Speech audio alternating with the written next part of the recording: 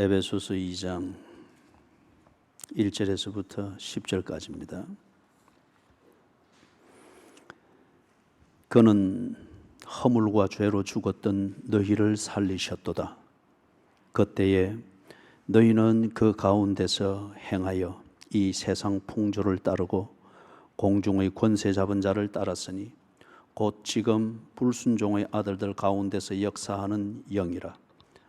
전에는 우리도 다 그 가운데서 우리 육체의 욕심을 따라 지내며 육체와 마음의 원하는 것을 하여 다른 이들과 같이 본질상 진노의 자녀이었더니 긍휼이 풍성하신 하나님이 우리를 사랑하신 그 큰 사랑을 인하여 허물로 죽은 우리를 그리스도와 함께 살리셨고 너희는 그 은혜로 구원을 받은 것이라.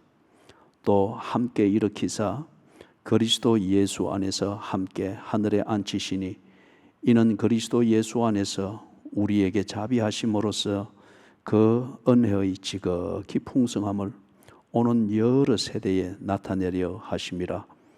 너희는 그 은혜에 의하여 믿음으로 말미암아 구원을 받았으니 이것은 너희에게서 난 것이 아니요 하나님의 선물이라.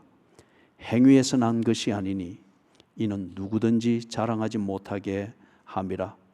우리는 그가 만드신 바라 그리스도 예수 안에서 선한 일을 위하여 지으심을 받은 자니 이 일은 하나님이 전에 예비하사 우리로 그 가운데서 행하게 하려 하심이니라.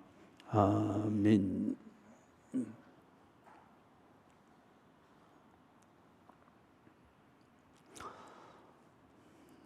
오늘과 다음 주일은 은혜와 믿음의 이 관계를 주제로 해서 좀 풀고자 합니다.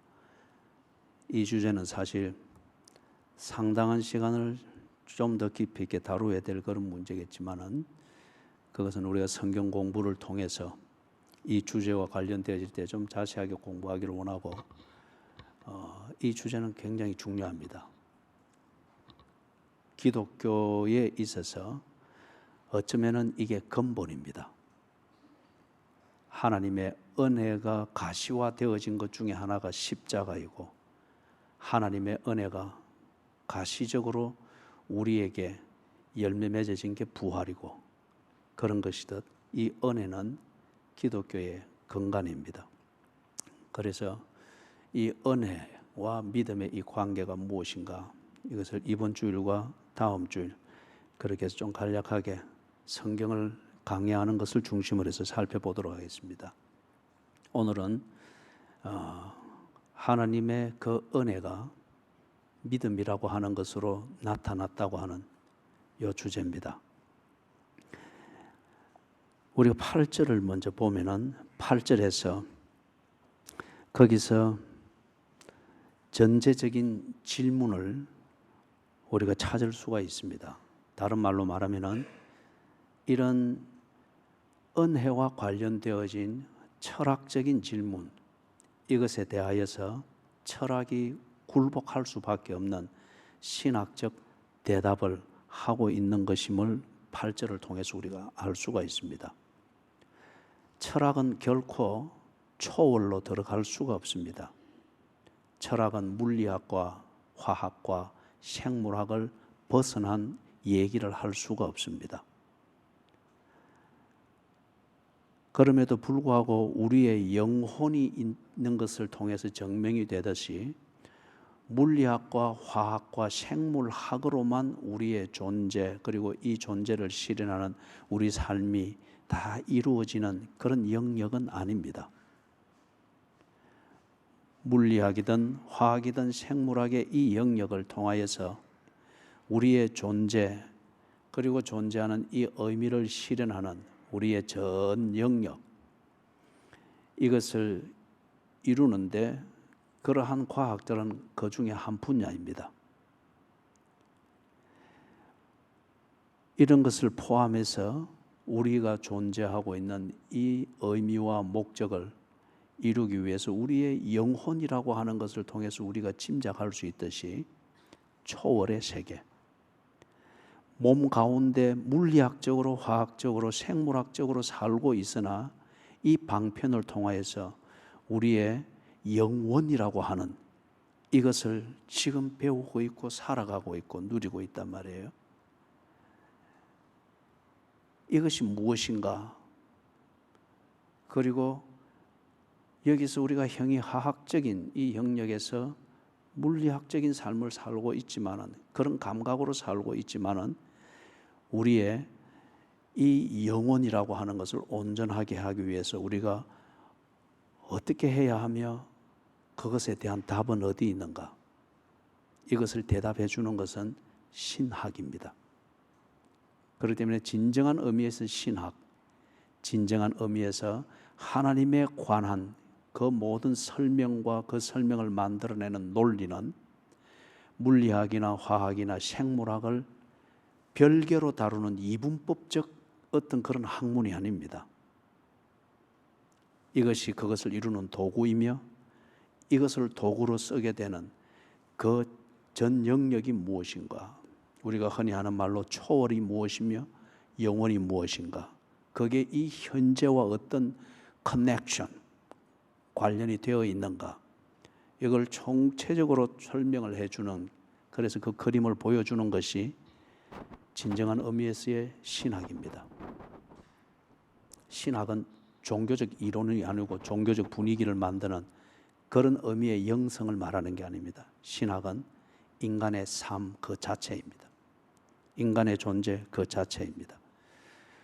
그래서 우리가 8절을 보면은 이 철학적 관점에서 제기될 수 있는 이 질문에 대하여서 조금 전에 길게 설명했던 것처럼 신학적 관점에서 이 모든 것에 대한 온전한 대답을 해주고 있는 것을 봅니다. 다른 말로 말하면 8절은 이 대답, 8절에 정리되어져 있는 것과 같은 이 대답이 나올 수밖에 없는 질문을 암시하고 있습니다. 그 질문 세 가지를 먼저 정리를 하면서 이 본문을 강의를 하도록 하겠습니다. 먼저는 근본적인 질문은 그겁니다. 하나님의 은혜가 뭐냐? 은혜가 뭐냐 하는 사전적 질문, 여기에 대해서 하나님의 은혜가 뭐냐 보다 구체화된 기독교적 그 교과서적 질문입니다. 하나님의 은혜가 뭐냐? 하나님의 은혜는 인간을 하나님 보기에 좋도록 회복시키는 것이 하나님의 은혜입니다. 하나님 보시기에 좋도록 회복한다는 이 표현을 들을 때 여러분 어디 생각나는 게 없습니까? 창세기 1장이죠. 하나님이 인간을 지으시고 그리고 그 인간이 다스리고 통치하고 생육하고 번성하고 충만하는 현장인 그 모든 피조 세계를 보며 보시기에 좋았더라. 그리고 그렇게 조화롭게 착 되어 있는 상태를 보면서 보시기에 심히 좋았더라.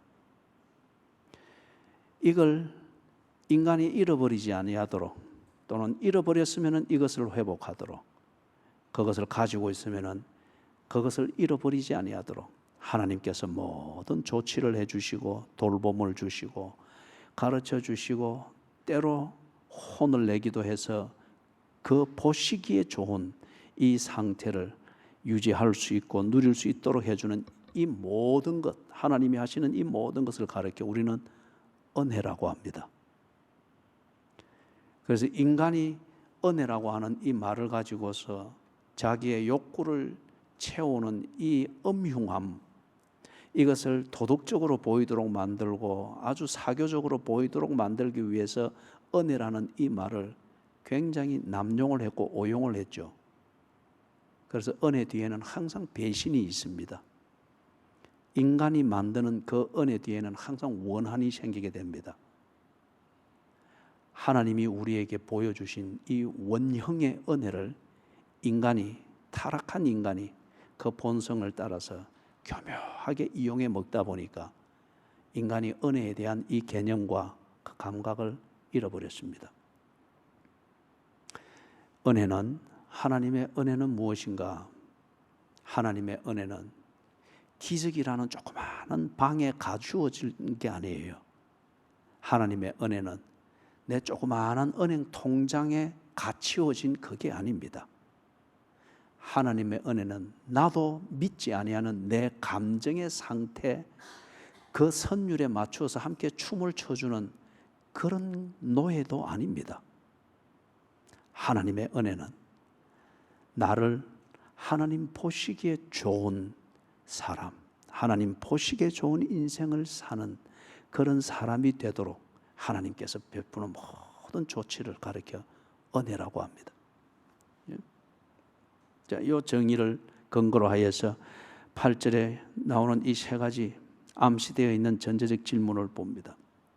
그러면은 이런 하나님의 은혜가 정말 실제하나? 대개 보면은 우리에게 있어서 이 은혜, 사랑, 믿음 이런 거는 다 감성적 언어로서 그렇게 스스로들 만들어 버렸습니다.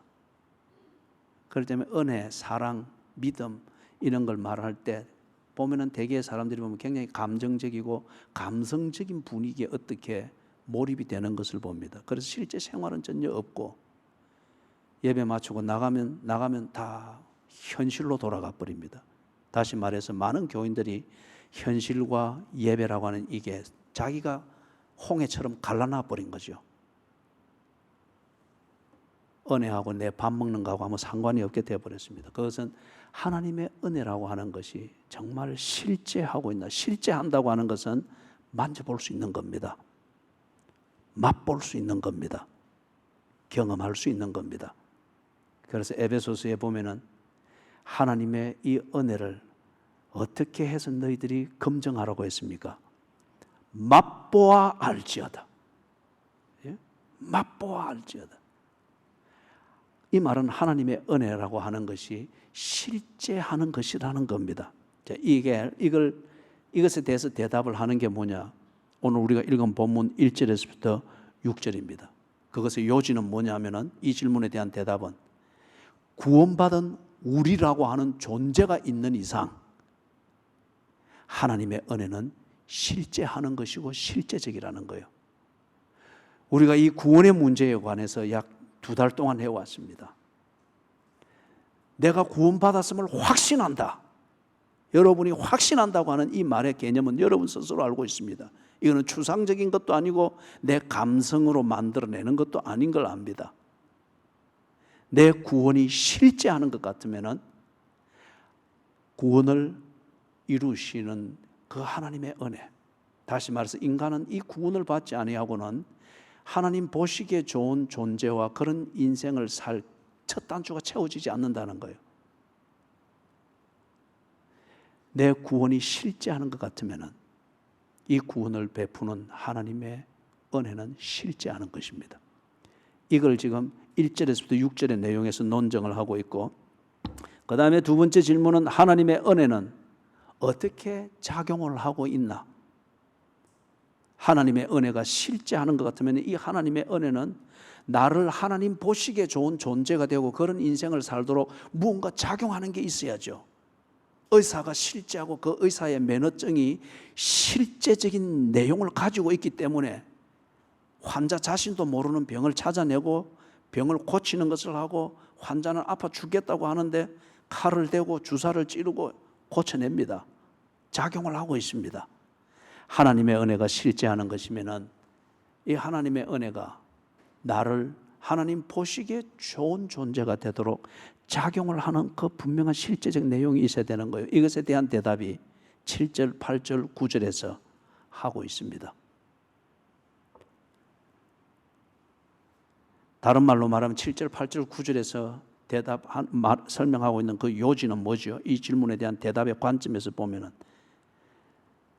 하나님에 관한 모든 것을 믿는 현실이 있습니다. 이 믿음에 대하여서는 8절을 강의할 때 좀 자세히 이해하게 하도록 하겠습니다. 믿음이라고 하는 이것이 내게 있고 이 믿음이 작용하고 있다고 하는 증거는 뭐죠? 생각하고 있고 믿어야 될까 말아야 될까 판단을 만들고 있고 그리고 믿을 것에 대하여서 결단을 하고 결단한 것에 대해서 행동을 하고 있습니다. 오늘 여러분들이 교회에 나와서 예배 드리는 게 어쩌면 이 맥락이지 않습니까? 믿는다고 하는 이것, 하나님이 내게 대해서 무언가를 하고 계시고 하나님이 나와의 관계 속에서 나와 교제를 하고 계시다고 하는 이것에 관한 모든 성경의 내용을 내가 믿을 것인가 말 것인가, 믿는다고 하면 내가 그렇게 할 것인가 말 것인가 고민하고 있고 나름대로 판단을 내리고 있고 그 판단을 따라서 행동을 하고 있는 이게 현실이 되고 이게 내 삶일 것 같으면 하나님의 은혜는 지금 구체적으로 작용을 하고 있는 겁니다. 세 번째 질문은 8절에 보니 믿음으로 말미암아 구원을 받는다라고 합니다. 믿음으로 말미암아 구원을 받는다. 이것의 실제적인 상황이 무엇인가? 믿음으로 말미암아 구원을 받는다. 이게 실제적이면은 그 분명한 실제적 상황이 우리 일상에서 있어야 되는 것이죠. 이것에 대해서 답을 하는 것이 10절입니다. 10절입니다. 하나님의 자녀답게 사는 삶을 위해서 고민하고 몸부림을 치고 애를 쓰고 하는 이것을 10절에서 볼 수 있습니다. 이 세 가지 질문에 대해서 대답을 하고 있는 오늘 본문의 내용들을 이제 차근차근 강의를 해보도록 하겠습니다. 첫 번째 그 질문, 하나님의 은혜라는 것이 실제하나, 이것이 대답이 되려고 하면은 구원받은 자들이 있어야 됩니다. 하나님께서 하나님 보시기에 좋은 사람이 되도록 절정을 하신 일 중에 절정이 뭐죠? 구원을 하셨다는 겁니다. 그러면은 이 구원받은 사람들이 있어야 되고 그 구원을 누리고 있는 사람들이 있어야 됩니다. 그럴 때 하나님의 은혜, 이것은 실제하는 것임을 알 수 있습니다. 1절에서부터 6절을 이것에 대해서 설명을 하는데 1절을 보니까 허물과 죄로 죽었던 너희를 살렸다고 합니다. 그렇죠. 죽은 것은 정말 보기에 좋지 않습니다. 죽은 것은 정말 보기에 좋지 않습니다. 그런데 여기서 죽은 것은 생물학적 죽음을 말하는 것이 아니고 억과적 죽음을 말하는 것도 아니고, 이때 이 죽음은 무엇인가 보니까 하나님과 교제가 단절이 되어진 상태를 말합니다. 바울이 그런 표현을 말했죠. 너희가 살았으나 죽었도다. 성경을 읽고 기도를 하고 그런 기독교의 문화에 익숙한 생활은 하는데 하나님과 교제가 되지 않습니다. 다시 말해서 인격적으로 하나님을 생각하고 고민하고 이게 하나님의 뜻이면은 내가 지금 무엇을 해야 되는가? 인격적인 고민과 판단과 뭔가 실천을 위한 자기와의 싸움, 환경과의 싸움, 또는 상황과의 어떤 몸부림, 이런 게 전혀 없습니다. 이걸 보고 바울은 뭐라 그랬죠? 너희가 살았으나 죽었도다. 여기 1절에서 말하는 죽었다, 하나님과 교제가 전혀 이루어지지 않고 있는 그 상태를 죽었다고 말을 합니다. 왜 죽었죠? 허물과 죄 때문이라고 합니다. 2절에서 이 허물과 죄라고 하는 것이 무언가, 2절에서 말하는 이 내용을 볼 때에 우리가 자주 정의를 할 때 사용했던 표현, 자기중심성입니다. 자기중심성. 자기중심성이 될 때에 내 하고 싶은 대로 하기를 원하고 내 원하는 것을 소유하기를 원하고 그것이 나의 목적이 되고 그 목적이 내 사는 도덕과 방식을 정당화시키는 이것이 자기중심성입니다. 이렇게 되니까 당연히 반대 급부로는 뭐가 생기죠? 하나님과의 관계를 부정할 수밖에 없습니다. 그리 되면은 자기중심성이라는 이게 안 되니까 이걸 2절에서 적나라한 말로 그리고 현상적인 표현으로 적나라하게 이야기하고 있습니다. 세상 풍조를 따르고 공중의 권세 잡은 자를 따랐으니, 여기 공중의 권세 잡은 자를 따랐다 하는 이 표현은 당시 소아시아 지방에서 잘 알아들을 수 있는 그 표현으로 풀었었는데, 이걸 우리에게 익은 표현으로 말하면 사탄입니다. 우리는 사탄을 보고 악이라고 그렇게 말하죠. 악은 다름 아니라 하나님을 부정하게 만드는, 하나님을 부정하도록 만들고 하나님과의 관계를 불편하고 무가치하고 틀린 것으로 여기게 만드는 그 모든 것을 가리켜 우리는 악이라고 합니다. 이것을 지배하고 통치하는 그 세력을 우리는 사탄이라 말하고, 이 사탄의 사고방식과 방법론과 이것을 전달하고 이것을 실현시키고 실제화시키는 요 에이전트들을 가리켜 우리는 마귀 또는 귀신이라고 성경에서 그렇게 표현을 하고 있습니다. 우리가 죽었다. 왜 죽었는가? 자기 중심성에 매이다 보니까 하나님과 교제가 도저히 되지 않으니까 살았으나 죽은 자로서 살고 있다. 도대체 우리가 뭘 어떻게 살길래 우리들은 허물과 죄 가운데 산다고 말하느냐? 보니 이 세상 풍조를 따라 살고, 그리고 악한 것을 쫓아서 살고 있습니다. 그게 지 본능에 맞고 욕구에 맞으니까 그것으로 도덕성을 만들면서 그렇게 살아가고 있다는 거예요. 그런데 이러한 모습들은 2절 하반절에 보니 곧 지금 불순종의 아들들 가운데서 역사하는 영이라 부정할 수 없습니다. 예수를 믿지 아니하는, 즉 하나님을 부정하고 하나님과의 관계, 이것에 대하여서 때로 알러지 반응을 일으킬 정도로 그렇게 사는 우리 이런 사람들을 보고 불신자라고 말합니다. 불신자들이 살고 그들의 사고방식과 가치관이 지배하고 있는 이 사회의 안을 들여다보면 2절은 그대로 나옵니다. 2절은 그대로 나옵니다. 저는 제일 분노를 느끼는 것 중에 하나, 그 다음에 부모된 자로서 참 이 사회에 대하여 정말 고개를 들 수 없도록 만드는 그 현상 중에 하나가 뭔가 하면은 우리의 순수하고 아름답고 그리고 깨끗한 이미지를 가지고 있는 우리 딸과 같은 이 젊은 아가씨들이 전부 다 술 광고 모델로 그렇게 픽업되어서, 그런 술 광고 모델이 요즘에는 거의 보편화되고 있단 말이에요.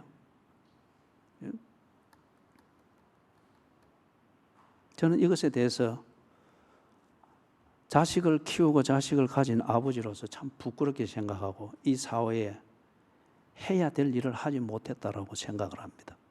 그리고 대단히 슬프기도 하고요. 불순종의 아들들이 사는 이 모습은 그런 예들을 통해서 보다시피 이 세상의 풍조를 따르고 공중 권세 잡은 자를 쫓아서 살고 있습니다. 돈을 모을 수 있다면 모든 것이 합리화됩니다. 좀 더 편리하게 살 수 있다고 하면 이 세상의 풍조대로 사는 그것을 진리로 알고 교회 안의 젊은이들도 그렇게 다 따라가 버립니다. 2절을 부정할 수 없습니다. 그게 허물과 죄로 죄 안에서 산다는 것이고, 이것에 대해서 보다 더 구체적인 논증은 3절에서 하고 있습니다. 3절에서 보니까 보다 실제적인 이야기, 이 불신자들의 삶을 다 들여다보고 이런 악이 지배하고 있는 그 사회의 풍조를 들여다보니까 딱 이렇습니다. 육체의 욕심을 따라 지냅니다. 별다른 철학이고 고상한 그 복잡한 게 없습니다. 그냥 복잡하고 하게 보이고 고상하게 보이는 철학이니 논리니 문화니 무슨 사랑이니 휴머니즘이니 이런 옷을 입혀서 꼭 제가 이 옷을 입고 나를 여러분 보기에 좋도록 만드는 것처럼 그렇게 보기에 근사하게 만들었을 뿐이지 똑같습니다. 그 모든 꾸며놓은 것을 다 벗겨놨고 딱 보니까 사는 게 똑같습니다. 육체의 욕심을 따라 지내며 육체와 마음의 원하는 것을 추구하고 있을 뿐입니다. 그러니 하나님과의 관계, 하나님과 교제하는 것, 이게 불편할 수밖에 없다는 거예요. 그래서 결과적으로 어떤 게 있죠? 하나님을 부정합니다. 그렇게 되니 3절 하반절에 있는 것처럼 본질상 진노의 자녀라고 합니다. 만약에 가설적으로 여러분에게 이것을 설명한다면 이런 거예요.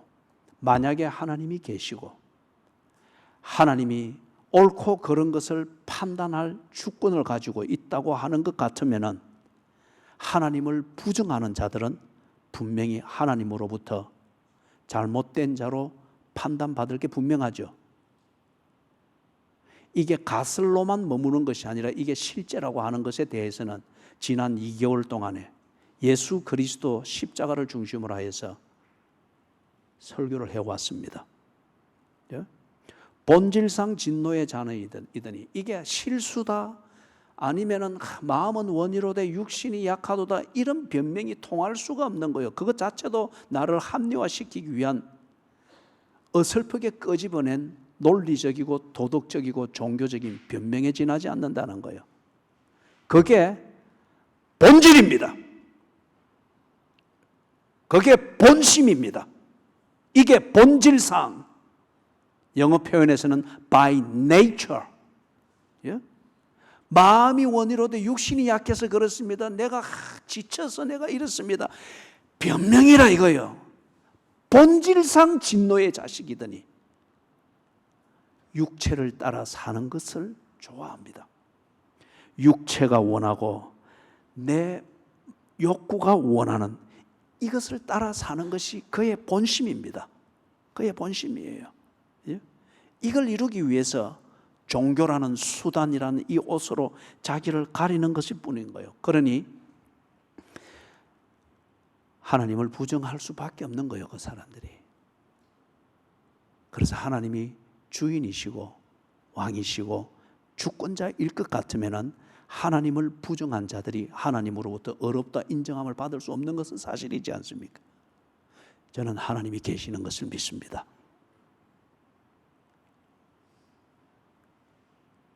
하나님께서 우리에게 의를 가르쳐 주셨고 우리를 의롭게 대한 이상 반드시 불의한 것을 가려내시고 구별하실 것입니다.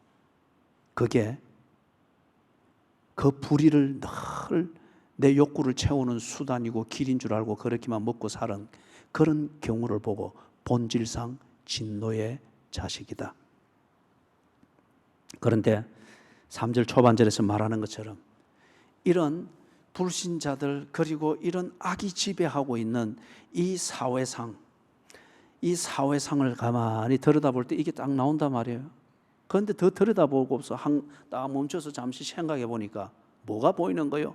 이게 바로 비디오입니다. 이게 내가 바로 예수 믿기 전에 나의 삶이었고 나의 즐거움을 찾는 방식이었습니다. 예? 밤새도록 즐거웠던 것 같으나 그러나 그때 밤새도록 즐거웠던 그게 딱 보니까 지금 3절에 나오는 육체의 욕심을 따라 지내며 육체와 마음의 원하는 것을 하는 그것에 지나지 아니했다는 것을 알 수 있습니다. 예? 어젯밤에 이것을 정리를 하면서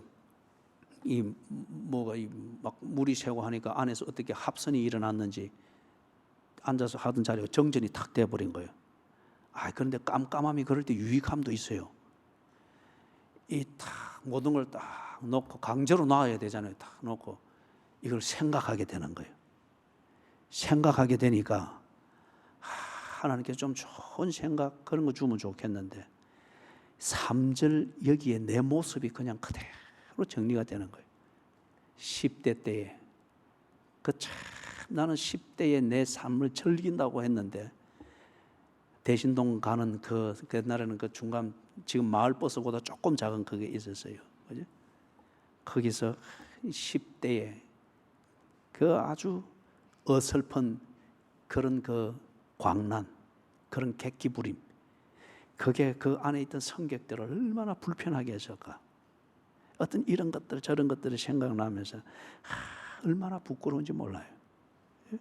얼마나 본질상 진노의 자녀라 하는 이 불신자들의 삶과 이 사회상이 바로 구원받기 전에 나의 모습이었습니다. 바로 여러분의 모습이었습니다.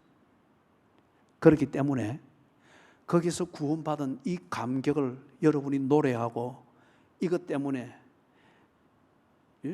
내 생명 주님께 드립니다. 감동으로 그렇게 고백하는 거잖아요. 이 본질상 진노의 자녀 됐던 곳에서 이제는 본질상 하나님의 자녀 됐다는 이 변화를 알고 그런 감동을 누리잖아요. 그런 것 같으면 1, 2, 3절은 진리라는 겁니다. 허물과 죄 가운데 사는 것이 사실이고, 허물과 죄 가운데 사는 것은 바로 내 육체가 원하는 것을 따라 살고 내 육체가 가지는 욕심을 따라 사는 이 본심대로 사는 것이 분명하다는 겁니다. 그렇기 때문에 이것으로부터 벗어나는 게 나의 구원이고 기쁨일 것 같으면 이것을 벗어나지 못한 것은 죽음이죠. 지옥이죠. 하나님과 교제가 안 되는 것이죠. 그렇기 때문에 1, 2, 3절은 진리입니다. MRI보다도 더 구체적으로 비춰주는 진리입니다.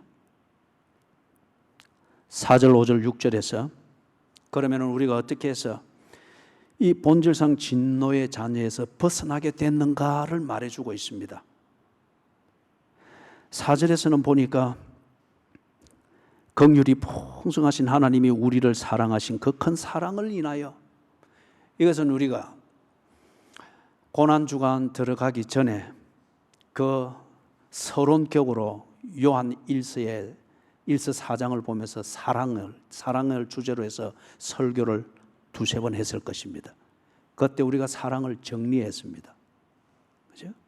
사랑은 걸어놓은 명사가 아니고 사랑은 동명사와 같고 현재 분사와 같고 때로는 진행형의 동사와 같은 것임을, 그 개념을 요한 1서 4장이 우리에게 가르쳐주고 있는 것을 깊이 상고했습니다. 하나님이 그 사랑을 나타내셨다고 했잖아요. 그 사랑을 나타내셨다. 하나님의 행동입니다. 4절에서 그래서 보니까 우리가 어떻게 본질상 진노의 자식된 상태에서 하나님의 자녀로 구원을 받게 되었는가, 이것을 말하는데 4절이 하나님이 그 사랑을 나타내셨기 때문이라고 합니다. 그러면은 여기서 조금 정리를 해야 될 게, 사랑은 하나님께서 당신의 은혜를 나타내는 방식입니다. 사랑보다 더 큰 개념이 은혜입니다. 은혜 안에 하나님의 사랑이 있습니다. 하나님은 은혜 안에서 사랑은 어떤 역할을 하는가? 은혜를 은혜답게 사람에게 전달하고 나타내는 그 하나님의 방식이며 하나님의 마음입니다. 그렇기 때문에 이건 역시 우리가 사랑을 얼마나 오도하고 있는가를 보여주는 그런 엑스레이와 같습니다. 우리는 은혜와 상관없이 사랑을 사용하잖아요. 그렇기 때문에 사랑 끝에 싸우고 사랑 끝에 원한을 가집니다. 사랑 끝에 차별이 생기고 사랑 끝에 당짓는 것이 생깁니다. 그런데 하나님이 나타내신 사랑에는 하나님과 화목됨이 있고, 그리고 형제와 형제, 자녀와 부모 사이에 화목됨이 이루어집니다. 왜 그렇죠? 하나님은 은혜를 주기 위해서, 은혜를 나타내기 위해서 사랑을 씁니다. 그러나 인간은 육체의 욕심을 이루고 육체와 마음이 원하는 것을 이루는 수단으로서 사랑을 화려하게 쓰니까 누구도 상대방의 욕심의 노예가 되고 수단이 되려고 하지 않습니다. 그래서 그 사랑으로 그것을 알게 됐을 때 사랑이 원한이 됩니다. 사랑은 은혜의 방편입니다. 은혜를 나타내고 전달하는 수단입니다. 그래서 4절에서 하나님께서 그 은혜를 사랑이라고 하는 방식으로 나타내셨습니다. 그 결과 내용이 어떻게 되었는가? 5절, 6절에서 5절에서는 보니까 허물로 죽은 우리를 그리스도와 함께 살리셨다고 합니다.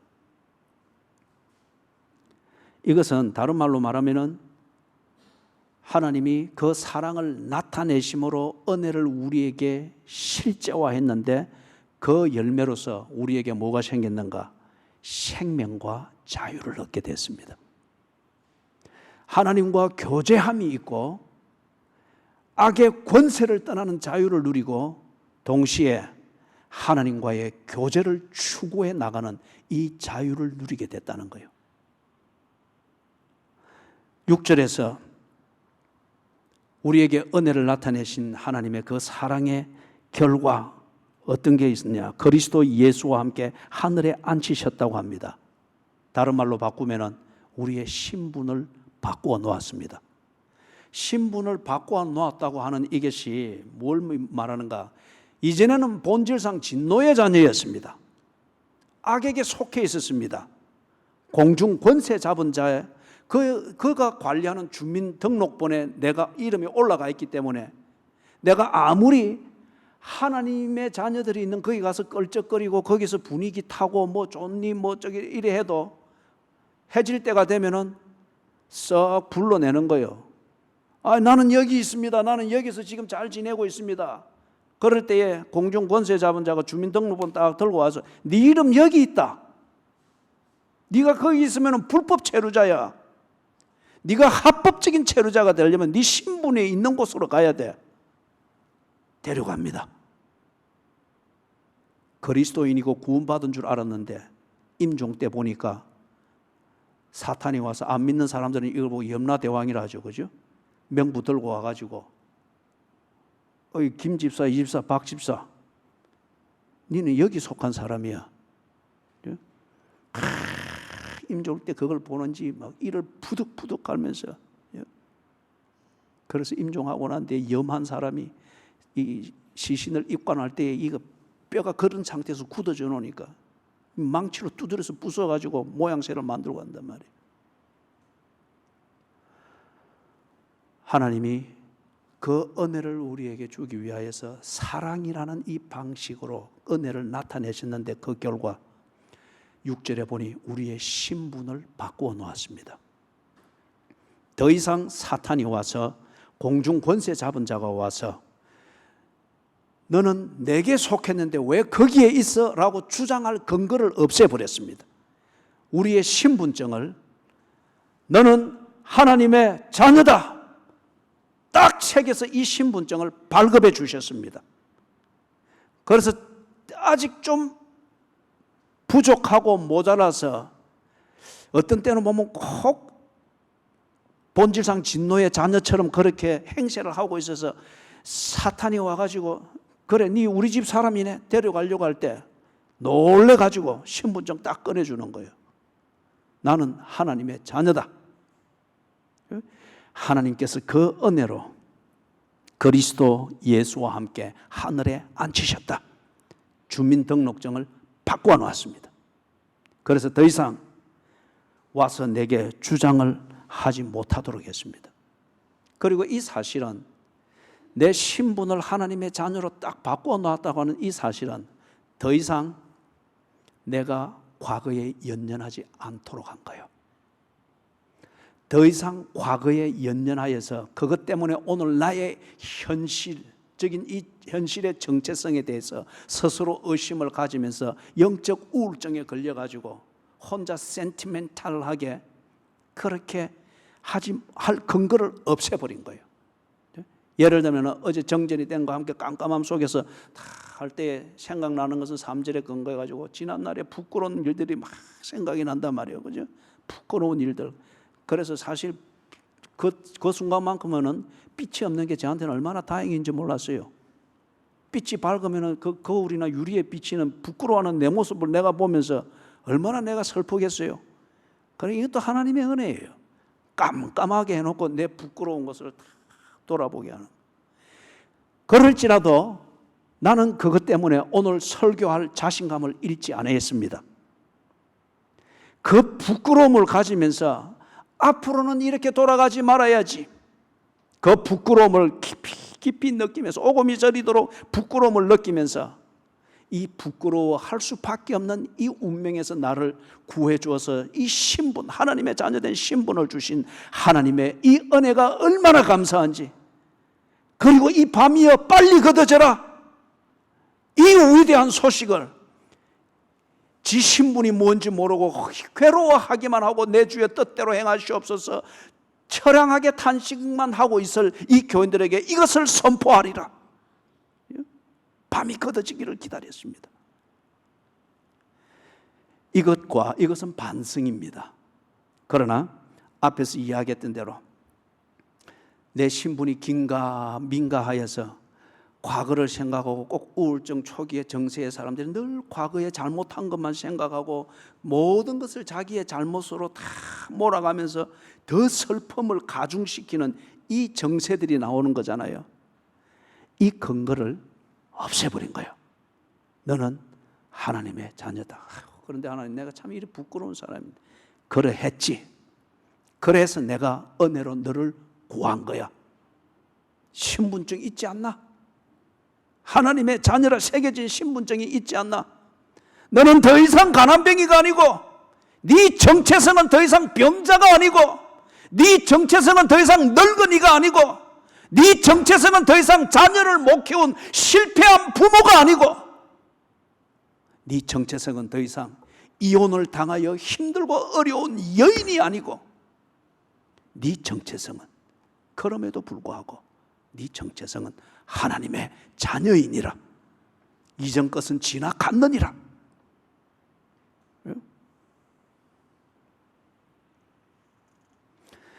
1절에서부터 6절을 보니 하나님의 구원이 분명히 있습니다. 이 구원받은 자들이 있습니다. 하나님이 우리를 구원하시는 그 목적은 하나님 보시기에 좋은 사람이 되도록 첫 단추를 다 채워준 것입니다.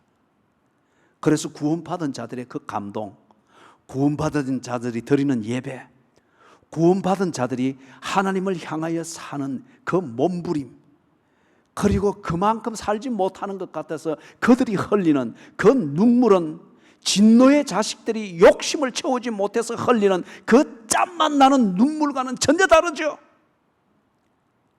새벽기도 시간이든지 금요기도 시간이에요. 그죠? 기도하고 눈물 자국들이 얼굴에 묻었을 때 이 불빛에 번쩍거린단 말이에요. 번쩍거리는 것은 뭡니까? 보석 아닙니까? 번쩍거리는 건 보석 아닙니까?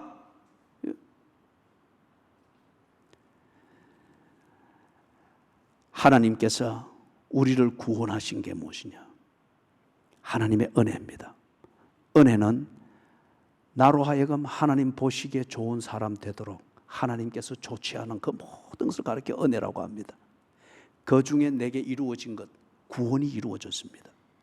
이 구원이 내게 있고 이 구원받은 삶을 내가 누리고 있고 이것에 근거하여 하나님을 찾는 목마름이 있고 굶주림이 있다. 그렇다고 하면은 하나님의 은혜는 실제하는 것입니다.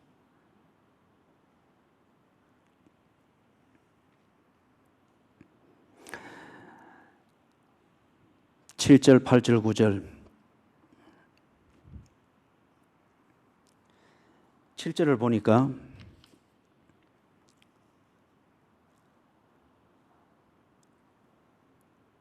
보니까 이 질문을 가지고 이 7절을 조금 더 이해를 할 수 있겠어요. 하나님께서 왜 우리를 구원하셨나? 아직 이 세상에 우리가 살고 있고 악이 지배하고 있고 어쩌면 그 세력이 더 강하게 보이는, 그리고 그것 앞에서 무너질 수도 있고 이러할 수 있는 위험이 여전히 도사리고 있는 이 세상에 살고 있는데, 그럼에도 불구하고 왜 하나님이 이 세상에 살고 있는 우리를 지금 구원하셨나? 그래서 하나님의 자녀들이 되게 하셨나? 그냥 다 이 세상 그렇게 힘들게 살지 않고 막 악의 권세 아래서 그렇게 살다가 딱 이 세상을 끝내고 영혼의 세계로 들어갈 때 하나님의 자녀라는 이 신분증 가지고 그때부터 시작하면 별 고민도 없고 그럴 텐데 왜 이 세상에 살 동안 하셨나? 그것은 7절에 있는 말씀처럼 우리로 하여금 하나님께서 우리를 사용하셔서 이 세상의 사람들이 하나님의 은혜가 무엇인가를 깨닫도록 하기 위해서입니다. 다시 말해서 내가 곽집사를 보면은 하나님의 은혜가 무엇인가를 느끼게 되고 알게 되어지고 깨닫게 되어진다 이 말이에요. 구원받은 우리가 있을 때에 구원을 받지 못한 자들이 어떻게 하면 저 구원을 받을까? 어떻게 해서 저렇게 저런 삶을 살게 될까? 죽음 이후의 영혼의 문제는 어떻게 해결할까? 구원받은 우리를 볼 때에 그들이 그것에 대해서 생각을 하게 되는 거예요. 그리고 우리는 하나님의 은혜로 그렇게 되었다고 할 때 그 은혜가 무엇인가를 생각하게 되어지며 그 은혜를 배워가게 된다는 거예요. 이걸 위하여서 이 세상에 있는 우리를 구원하셨다고 합니다. 좀 어려운 표현으로 말하면 우리를 계시의 통로로 쓰는 것이죠. 8절에서 이걸 보다 구체적으로 이야기를 합니다. 너희는 그 은혜에 의하여 믿음으로 말미암아 구원을 받았으니 이것은 너희에게서 난 것이 아니요 하나님의 선물이라. 다시 말해서 구원받은 나를 보면서 이 세상과 세상 사람들이 하나님의 은혜가 무엇인가에 대하여 생각하게 되어지고 때로는 내게 물어오고 아니면 내가 다니는 교회에 나오면서 이 은혜가 무엇인가를 고민을 하게 될 때에 그것에 대한 대답이 무엇이냐? 8절이라는 겁니다. 이 8절을 조금 더 설명을 하면 이렇습니다. 믿음에 의하여, 은혜에 의하여 믿음으로 말미암아 구원을 얻었다. 하나님의 은혜가 우리에게 나타났기 때문에 구원을 얻은 결과가 있습니다. 이 구원을 내게 이루어 주기 위해서 하나님께서는 우리에게 무엇을 주셨는가? 믿음이라고 하는 것을 주셨습니다. 다른 말로 말하면 간단한 등식이지만 이게 성경의 진리입니다. 하나님의 은혜는 믿음입니다. 하나님의 은혜는 믿음입니다. 여러분이 무언가를 해서 은혜 받았다, 은혜롭다, 뭔가 그 감정의 동화죠. 그죠? 그게 하나님에 대해서 내가 믿을 수 있는 어떤 내용을 내게 새롭게 깨닫게 해줬나, 또는 하나님을 믿는 이 믿음대로 실천할 수 있도록 내게 어떤 의지의 힘을 더 부여해 줬나, 이것을 봐야 됩니다. 하나님의 은혜는 뭐냐? 믿음입니다. 다른 말로 해서 하나님께서 내게 은혜를 베풀어 주셨다. 그 증거는 내가 하나님을 믿는 믿음이 있다는 겁니다. 그리고 이 믿음 때문에 내 주의 뜻대로 행하시옵소서. 주께서 울듯 나도 우나이다.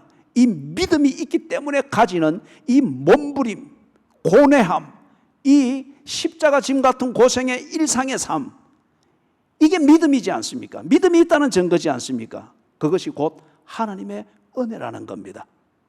거기 지금 8절의 구조에서 말을 하는 것이죠. 조금 더 설명하면 이렇습니다. 믿음으로 말미암아 어떤 것인가?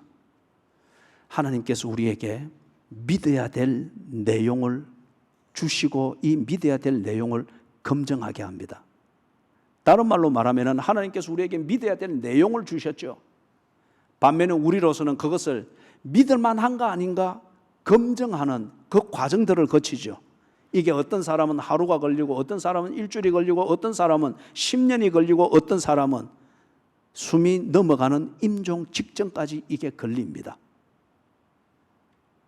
하나님은 우리에게 믿어야 될 내용을 주시고 우리는 그것이 믿을 만한가 아닌가를 두고서 검증을 합니다. 하나님은 존재하는가? 그 하나님은 누구인가? 그 하나님은 부처와 왜 다른가? 하나님은 뭘 약속해 주셨는가?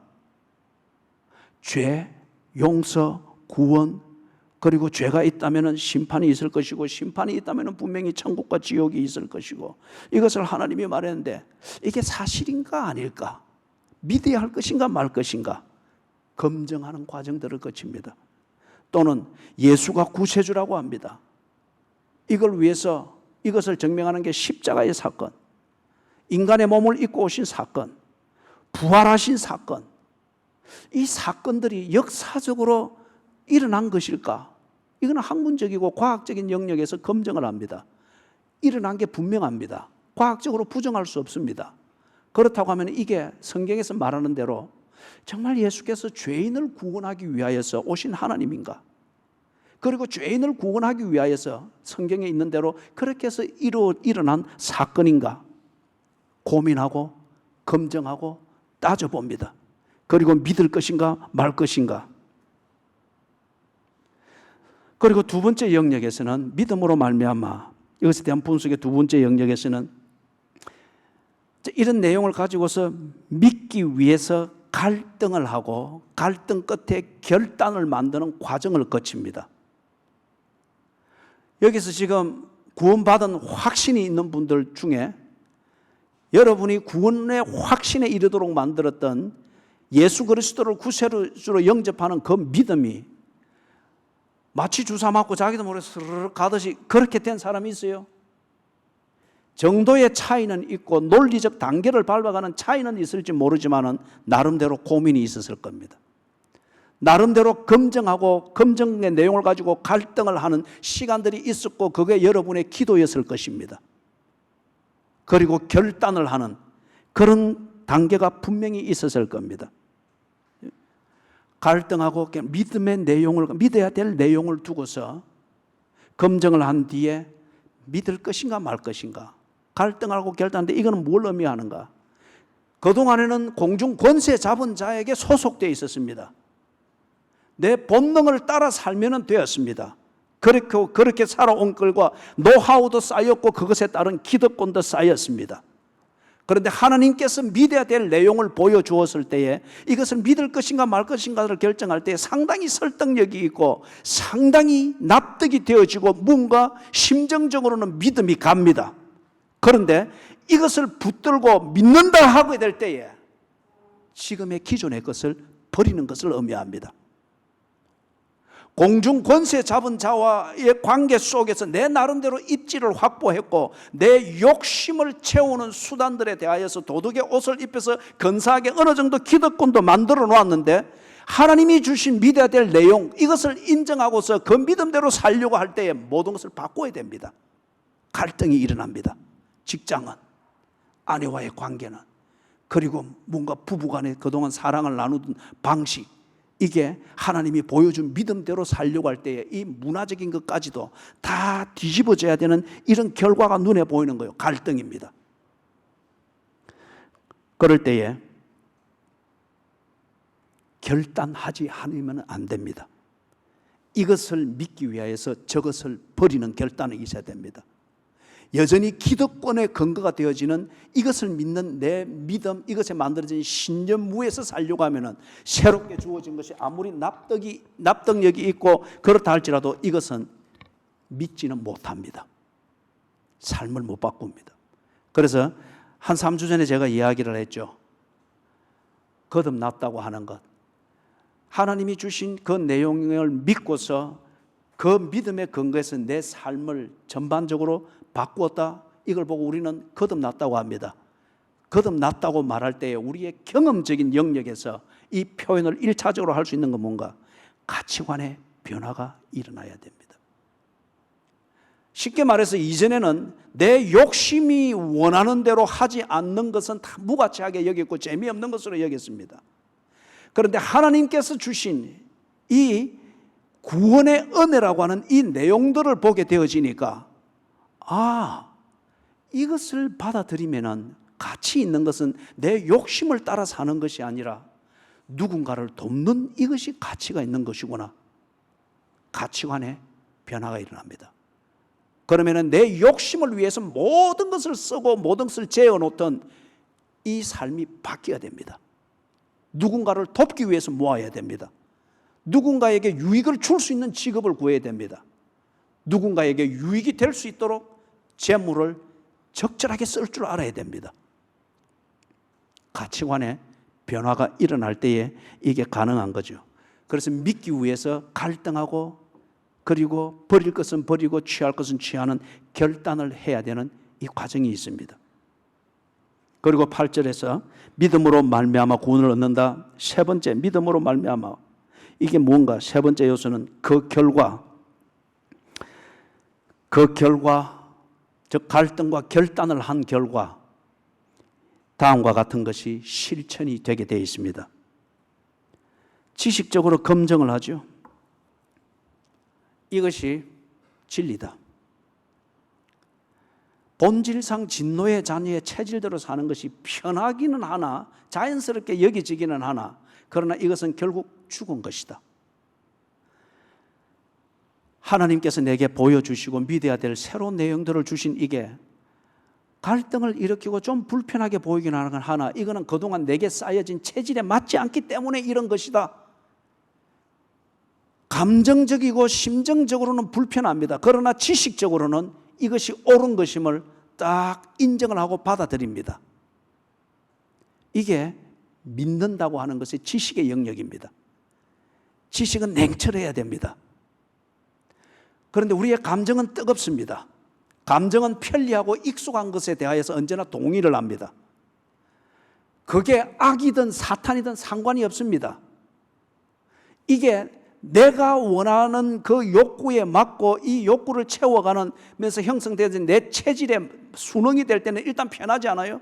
그런 것 같으면 턱이라도 깎아내고 그라인더로 턱을 갈아내고 막 갈아내도 그냥 마취 속에서 있다고 하는 이것으로, 그러나 그 결과 내가 신데렐라처럼 거울 속에 나를 발견하게 될 것이라는 이 환상을 가지고서 깎아내고 하는 거예요. 내 감정에 익숙한 그것의 체질에 잘 조화가 되고 편리하고 익숙하면은 감정은 다 동의를 합니다. 그렇기 때문에 여러분 광고들을 보시라고요. 냉철한 광고가 있습니까? 거의 대부분은 감성적 광고입니다. 저도 TV 보면서 몇 번 쏘간지 몰라요.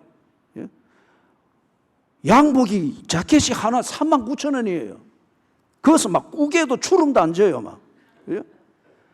그런데 이걸 한 벌 더 사면은 6만 원에 두 벌을 준다는 거예요. 바로 전화했죠. 그래가지고 두 벌이 딱 왔단 말이에요. 그죠? 소매가 좀 길어요. 옷 수선하는데 갖다 줬더만은 3만 원짜리 자켓 하나, 소매 하나 올리는데 15,000원 달라 그래요. 찾아오면서 내가 다시는 안 오요 하고서 왔는데, 그리고 다시는 안 쏠 것이라 하면서 TV를 이리 또 보는데 모기 잡는 것도 그거 쏘가가지고 두 개를 샀다 아닙니까? 이틀을 써봤는데 열어보니까 모기는커녕 먼지도 없어요. 광고에는 보니까 여니까 막 바퀴벌레도 나오고 모기도 나오고 수룩이 나왔는데 하나도 없어요.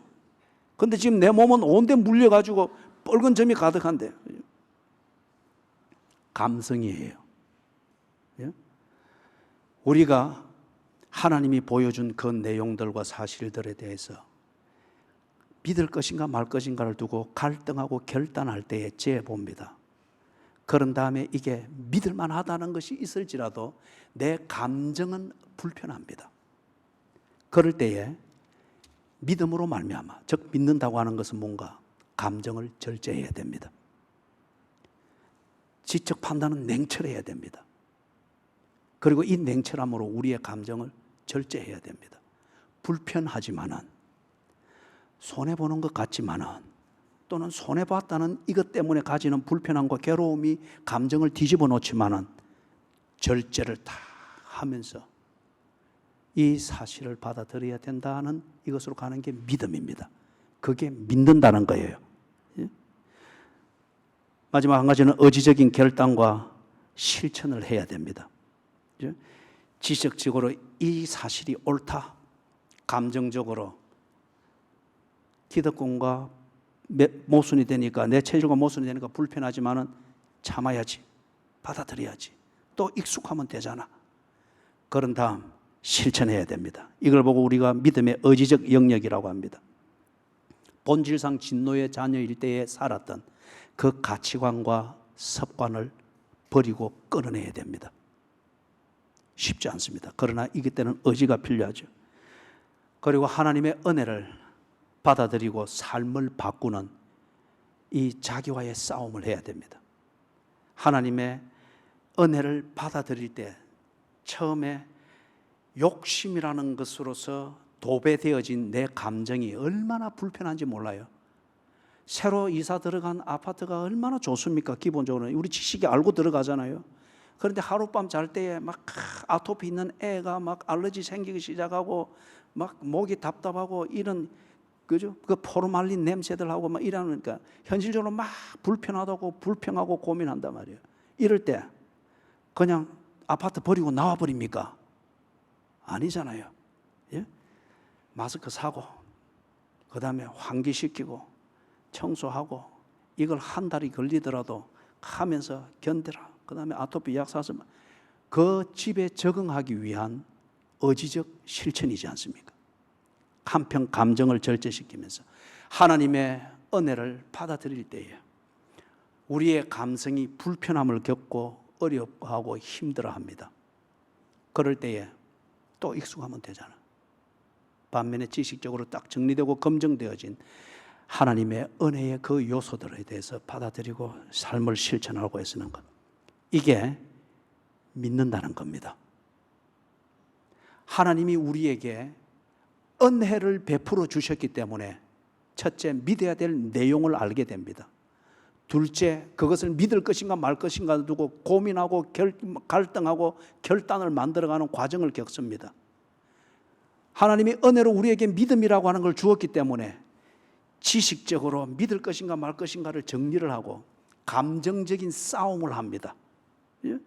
편한 것만을 찾는 감정을 누르면서 쩔쩔하는 싸움을 하고, 그리고 의지적으로 내가 인정하고 받아들여야 될 사실에 대해서 결단한 대로 실천하기 위하여서 적응해 나가는 과정이 있습니다.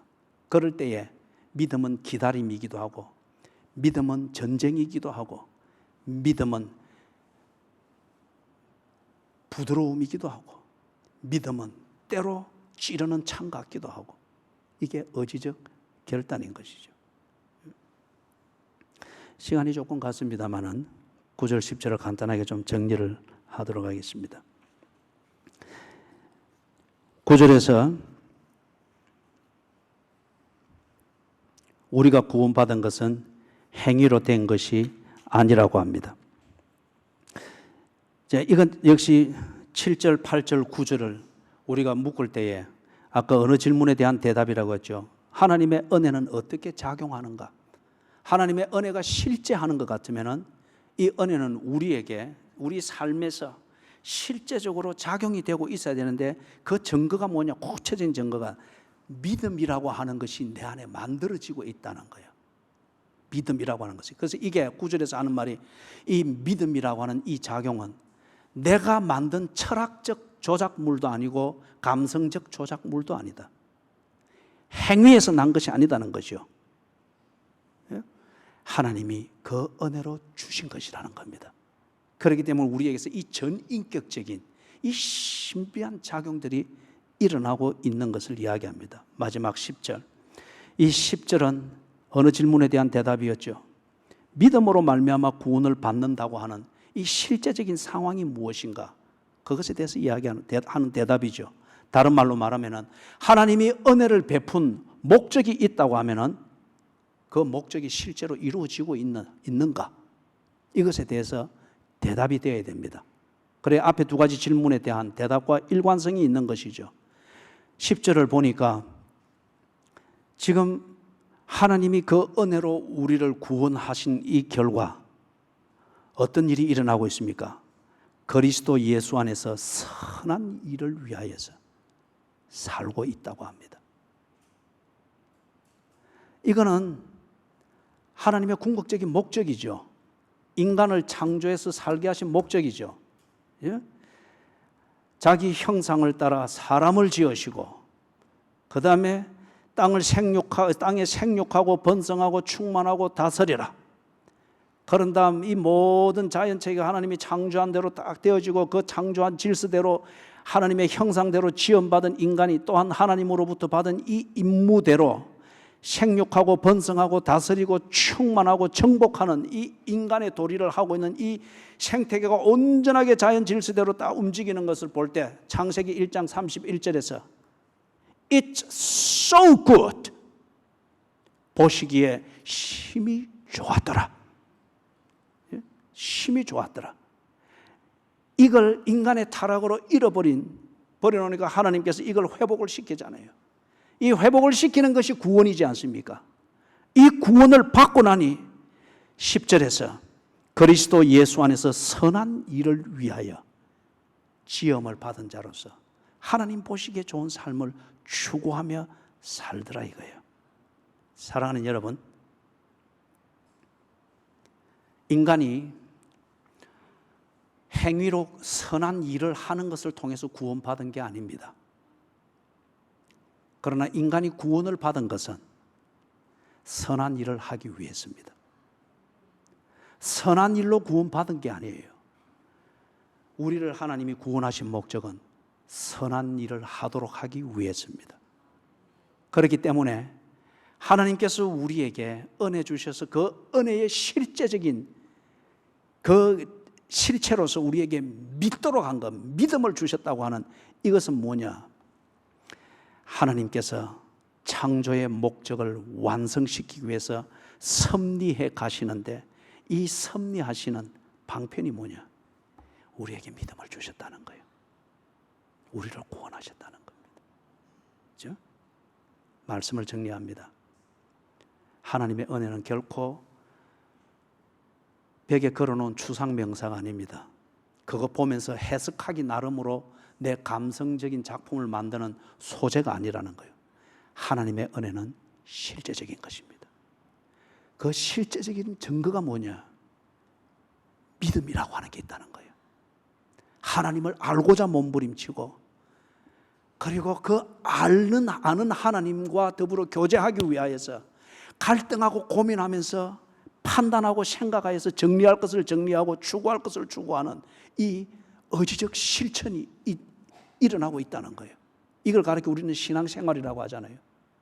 이게 하나님이 내게 은혜를 베풀고 계시다고 하는 구체적이고 실제적이고 물리학적이고 화학적이고 생물학적인 증거입니다. 사랑하는 하나님 아버지, 하나님이 은혜로 주신 믿음, 이 믿음을 실제적으로 경험하게 하시고 배워가게 해 주시옵소서. 그래서 더 이상 감상적인 종교인 되지 않게 해주시고, 그리고 더 이상 입술만 놀리는 종교인 되지 않게 해주시고, 그리고 더 이상 어느 때가 되면은 사탄에게 불려서 다시금 그 명부 속으로 들어가게 되는 스스로 쏟고 있는 종교 생활, 그것에 더 이상 속지 않도록 해 주시옵소서.